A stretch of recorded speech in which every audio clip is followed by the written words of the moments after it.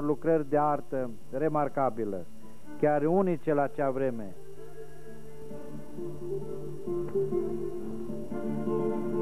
De remarcat că tunelele sunt situate pe ultimii 21 de kilometri ai tronsonului, care de fapt constituie porțiunea cea mai dificilă, fiind executată într-o rocă de calcar dură și compactă, care nu s-a degradat în cursul anilor. Avem în imagine preparația minelor din Anina, care de sute de ani transportă cărbune în țară la diferite obiective economice. Orașul Anina în stânga, și cel nou și cel vechi.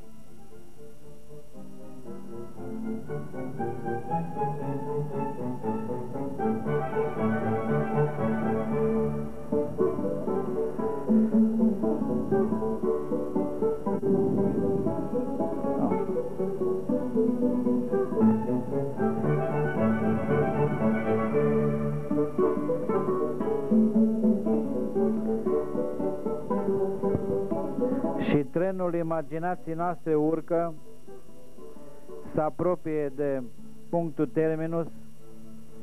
Semnalul de intrare cu un braț ne permite intrarea în stație, unde harnicul colectiv al stației Anina este mereu la datorie.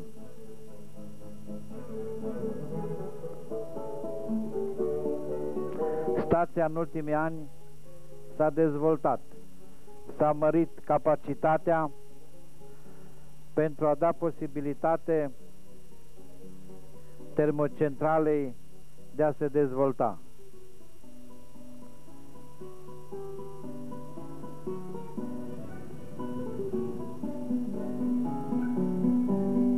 Clădirea de călători este una din cele mai frumoase clădiri de cale ferată din Caraș. Clădirea de călători a stației Anina este o clădire masivă cu locuințe de serviciu, birouri funcționale și stă strajă de 130 de ani peste multe vremuri care au fost și bune și rele, și vânturi și ploi, iar în prezent arată cochetă, își primește cu drag călătorii care mai circulă încă în ciuda traficului mare de transport auto cu trenul de la Anina la Oravița, la Vașcău, la Craiova, la Iași. Ne apropiem de sfârșitul călătoriei. Apusul de soare ne îmbie la o odihnă meritorie, dar care nu se va sfârși niciodată.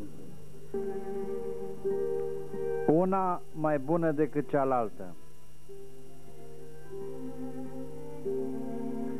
În anul 1956, pe secția Oravița-Anina, a fost introdusă în circulație o locomotivă care și astăzi este marcată ca circulabilă, din seria 50.000,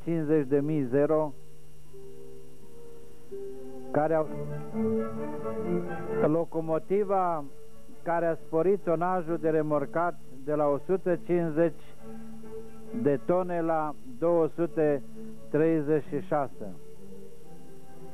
Aceste locomotive se află în Parcul Rece, la remiza Oravița, care se vede în imagine. Depoul construit în anul 1886, după un incendiu, este în forma care se vede și acum. Tot în acest depou se află și locomotive din seria 150.000, care le vedem în imagine. Unele sunt de construcție germană, altele de construcție românească și toate la Reșița. Nu s-a schimbat mult în complexul de cale ferată. Magazia de mărfuri din imagine a rămas aceeași ca acum 140 de ani. Pentru capacității de circulație pe secția Oravița-Anina, în anul 1977-78 a fost introdusă dubla tracțiune cu abur, tonajul ajungând până la 400 de tone. Mai târziu, 2 ani, în anul 1980, s-a introdus și dubla tracțiune diesel-electrică cu locomotive LDE din seria 1250 cai putere, iar tonajul a urcat la 600 de tone. În imagine se vede elevatorul care alimenta locomotivele cu abur, care rămas singur, în prezent nu se mai folosește și parcă undeva regretă amar că a fost dat uitării.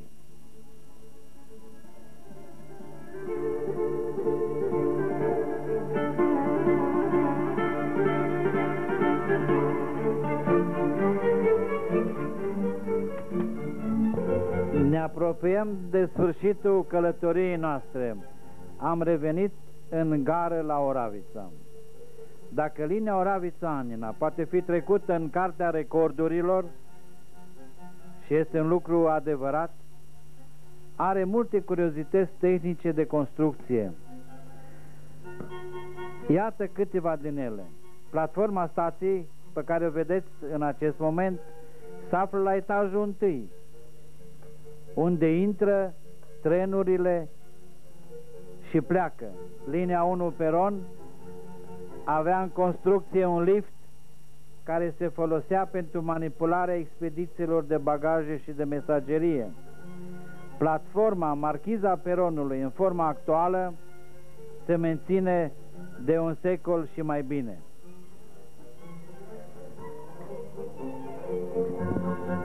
Astăzi, specialiștii consideră căile ferate ca mijloc de transport terestru cel mai important și cel mai convenabil la automatizări, începând cu finele secolului nostru. Căile ferate vor cunoaște, începând cu secolul al XXI-lea, o nouă dezvoltare datorită atât extinderii tracțiunii electrice, cât și mai ales a introducerii masive a electronicii în exploatarea feroviară. Așteptăm ca și stația Oravița să fie centralizată electrodinamic. Aici se oprește excursia noastră și vă lăsăm pe dumneavoastră să trăiți pe viu linia Oravița-Anina, așa cum au făcut-o strămoșii noștri feroviarii de ieri, de azi și de mâine.